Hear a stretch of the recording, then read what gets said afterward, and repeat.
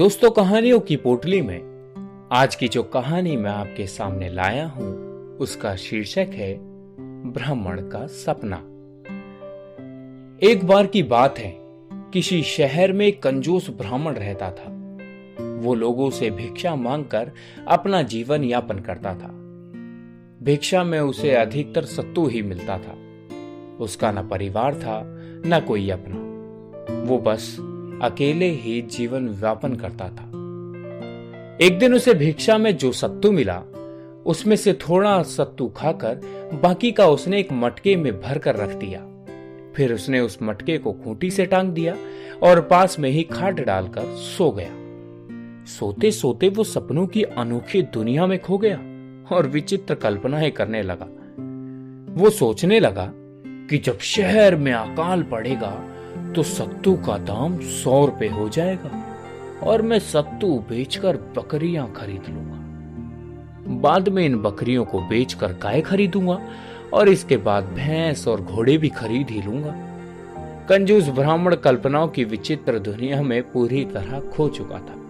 उसने सोचा कि घोड़ों को अच्छी कीमत पर बेचकर खूब सारा सोना खरीद लूंगा और फिर सोने को अच्छे दाम पर बेचकर बड़ा सा घर बनवाऊंगा। मेरी संपत्ति को देखकर कोई भी अपनी बेटी की शादी मुझसे कर देगा। शादी के बाद मेरा जो बच्चा होगा मैं उसका नाम मंगल रखूंगा। फिर जब मेरा बच्चा अपने पैरों पर चलने लगेगा तो मैं दूर से ही उसे खेलता देखकर आनंद लूंगा। जब बच्चा मुझे परेशान करने लगेगा तो मैं गुस्से से अपनी पत्नी से बोलूंगा, तुम बच्चे को ठीक से संभाल भी नहीं सकती हो। अगर वो घर के काम में व्यस्त होगी और मेरी बात का पालन नहीं करेगी तब मैं गुस्से में उठकर उसके पास जाऊंगा और उसे पैर से ठोकर मारूंगा। ये सारी बातें सोचते सोचते ब्राह्मण का पैर ऊपर उठता है और सत्तू से भरे मटके में ठोकर मार देता है, जिससे उसका मटका टूट जाता है।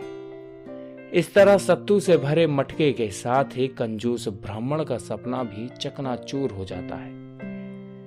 दोस्तों, इस कहानी से हमें ये शिक्षा मिलती है कि कभी भी किसी भी काम को करते वक्त मन में लोभ नहीं आना चाहिए। लोभ का फल कभी भी मीठा नहीं होता है। साथ ही सिर्फ सपने देखने से सफलता नहीं मिलती, इसके लिए मेहनत करना भी जरूरी है।